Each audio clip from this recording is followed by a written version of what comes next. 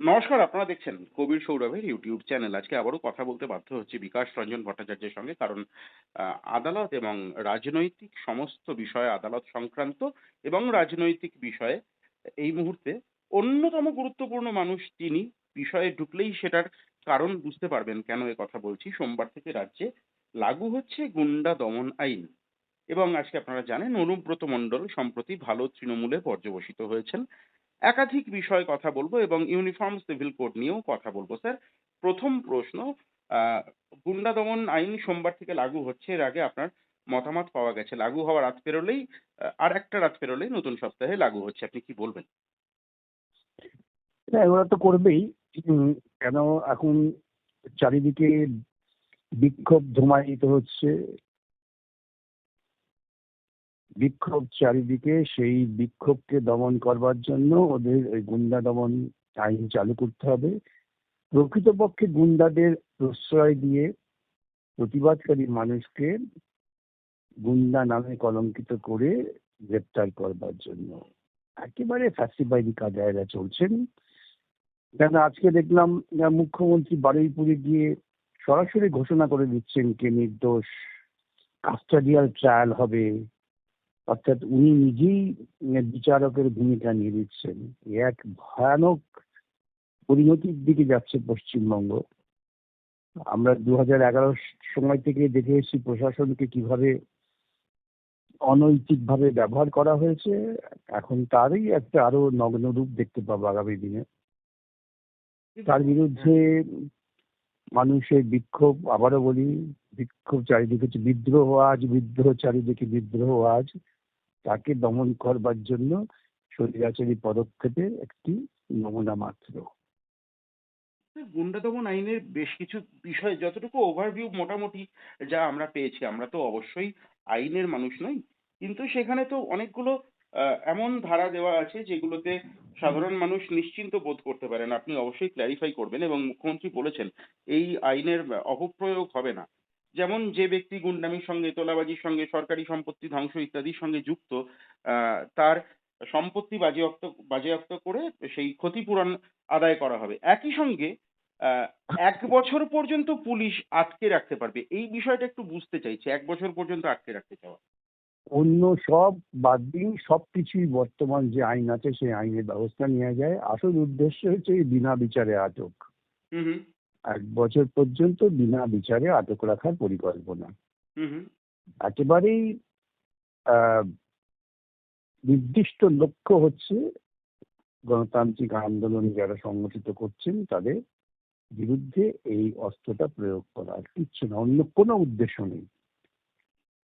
Sir, এই 1 বছর পর্যন্ত বিনা বিচারে আটকে রাখা, আমাদের এমার্জেন্সির অভিজ্ঞতা অবশ্যই আছে, ইউএপিএ আছে, কিন্তু ব্যাপারটা হচ্ছে 1 বছর পর্যন্ত বিনা বিচারে আটকে রাখাটা কেন স্যার?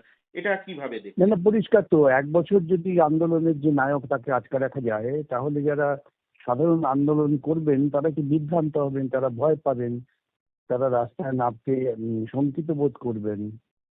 এটাই তো লক্ষ্য, আর তো অন্য কিছু না। স্যার, অবধারিতভাবেই এরপরে যে প্রশ্ন করতে হয়, আপনি কি এর বিরুদ্ধে আদালতে মুভ করবেন? অবশ্যই অবশ্যই অবশ্যই, এতে কোনো সন্দেহ নেই। এই ধরনের স্বৈরাচারী আইন তাকে আদালতে তো চ্যালেঞ্জ করতেই হবে। সেই আদালত কি বিচার করবে পরের কথা, কিন্তু ছেড়ে দেওয়া তো যাবে না। স্যার, কথা প্রসঙ্গে আরেকটি কথা জানতে চাইবো। আপনি যে বারবার করে বিভিন্ন সরকারের বিভিন্ন অবস্থানের বিরুদ্ধে আইনি অবস্থান নিচ্ছেন, আপনি লড়াই করছেন অবশ্যই গণতান্ত্রিকভাবে এবং আইনিভাবে। এতে আপনি কোনোভাবে কি ব্যক্তিগত নিরাপত্তাহীনতায় ভুগছেন? একদমই, আমি পাত্তাই দিই না এসব। আমি অনেক খারাপ দিন দেখেছি, এ নিয়ে অত ভাবার কোনো কারণ নেই। এর ওরা পাশাপাশি আসলে এইরকম এইরকম ভাবেই ওরা কিছু মানুষকে ভয় পাইয়ে দেওয়ার পরিকল্পনায় এসব করছে। স্যার, সোশ্যাল মিডিয়াকেও এর আওতায় আনা হতে পারে বলে মনে করা হচ্ছে, যে সোশ্যাল একটু মিডিয়ায় কোনো ধরনের। কণ্ঠরোধ করো, আচ্ছা, মানে কণ্ঠরোধ করো। আপনি আদালতে মুভ করবেন এই বিষয়ে? বটেই তো। স্যার, তৃণমূল কংগ্রেসের আমলে যারা তোলাবাজি করতেন, যারা গুন্ডামি করতেন, তাদেরকে তারা সবাই সাবধান বিজেপি হওয়ার হয়ে গেছে। তাদেরকে সাবধান হওয়ার বার্তা দেওয়া হচ্ছে। এই অবশ্যই অত্যন্ত না না, সাধু উদ্যোগ। শুনুন, কিন্তু স্যার, আমার তারা প্রশ্ন হচ্ছে, সবাই তারা সবাই তৃণমূলে চলে গেছে, তারা বিজেপিতে চলে গেছে, এবং আগামী দিনে তাদের সবাইকে বিজেপিতে সাদর অভ্যর্থনা করার জন্য একেবারে দাঁড়িয়ে আছে সব লাইন দিয়ে। স্যার আমার ঠিক ওতে এই ঘাবড়াবার জায়গাতেই কিছু নেই। প্রশ্ন, তৃণমূল আমলে যে সমস্ত মানুষের ওপর সব থেকে বেশি করে মানুষকে হুমকি দেওয়া, আইন হাতে তুলে নেওয়া, বেআইনি কাজকর্ম করা, একের পর এক, তার অন্যতম মূল নায়ক হচ্ছেন অনুব্রত মণ্ডল, অন্তত অভিযোগটাই। সেই অনুব্রত মণ্ডল আজকে ভালো তৃণমূল হলেন, অবশ্যই বিজেপিতে গেছেন এই অভিযোগ তো করা যায় না, কিন্তু ভালো তৃণমূল হলেন এবং আবারও তিনি তৃণমূলে মানে ঋতব্রতপন্থী তৃণমূলের জেলা সভাপতি হলেন বীরভূমের। আপনি কিভাবে দেখছেন? এটা বিজেপির যাত্রা। এই অনুব্রত তো আমাকেও থ্রেট করেছিল, আমাকে এবং একদম মান্নানকে। একদম।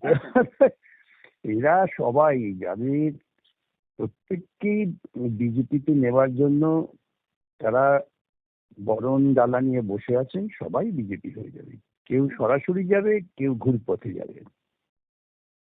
মানে আপনি কি স্যার বলতে চাইছেন ঘুরপথে বিজেপিতে যাওয়া হলো? তাই তো আবার কি। স্যার এক্ষেত্রে আরেকটা প্রশ্ন, খুব নৈতিকতার প্রশ্ন এক্ষেত্রে উঠে আসে, একটা ডিসকোর্স উঠে আসছে ভীষণভাবে, যে অবশ্যই গ্রাসরুট লেভেলে যারা দীর্ঘদিন ধরে বিজেপি করেছেন, তাদের আমার ব্যক্তিগত অভিজ্ঞতা আছে, তারা অনেকে জেল খেটেছেন, অনেকদিন গাঁজা কেস ইত্যাদি, এনডিপিএস অ্যাক্ট বিভিন্নভাবে আটকে থেকেছেন। আজকে যখন তারা দেখছেন যে তাদের দলের মাথায় সুখেন্দু শেখর রায়ের মতো তৃণমূলের সাংসদরা, দাপুটে সাংসদরা তাদের দলের নেতা হচ্ছেন, সংসদে যাচ্ছেন, আপনি নৈতিকভাবে বিষয়টাকে কিভাবে দেখছেন? না, তাদের যদি নীতিবোধ থেকে থাকে তারা তো একটা লড়াই করার জন্য মাঠে নেমেছিলেন, বিভ্রান্ত পথের প্রতীক হতে পারেন। তারা যখন বুঝতে পারলেন যে তাদের পথটা ভুল ছিল, তাদের সকলকেই বামপন্থীদের সঙ্গে দাঁড়িয়ে লড়াই করতে হবে। লড়াইটা হচ্ছে আদর্শ, নীতি, সমাজকে সুস্থ পথে চালাবার, নিয়ে যাওয়ার লড়াই। সেই লড়াইয়ে বহু সাধারণ কর্মী আছেন যারা বিভ্রান্ত হয়ে বিজেপি করেছেন, আজকে তারা বিজেপির চরিত্র বুঝতে পারছেন, তারা চলে আসবেন এদিকে যদি তারা যথার্থ লড়াই করতে চান। স্যার আরেকটি অত্যন্ত গুরুত্বপূর্ণ বিষয় আপনার মতামত চাইবো। ইউনিফর্ম সিভিল কোড নিয়ে আবারও আবহাওয়া উত্তপ্ত হচ্ছে। ইউনিফর্ম সিভিল অভিন্ন দেওয়ানি বিধি উত্তরাঞ্চল, উত্তরাখণ্ড, আসাম, এর পরে পরে পশ্চিমবঙ্গে লাগু হতে চলেছে গুজরাটের পরে। সেই নিয়ে কমিটি তৈরি হবে। ইউসিসি নিয়ে আপনার কি বক্তব্য স্যার? আমি তো ইতিমধ্যে এই কমিটি নিয়ে একটা পোস্ট করেছি। হুম হুম। এটা কি, এটা ইউনিফর্ম সিভিল কোডের কমিটি হয়েছে না বিজেপির কোর বিজেপির লোকেদের নিয়ে কমিটি? এটা একজন মাত্র দেখলাম ভিন্ন সম্প্রদায়ের নাম আছে, আর বাদ বাকি 10 জন 11 জন সবই তো একবারে ছাপ্পা মারা বিজেপি।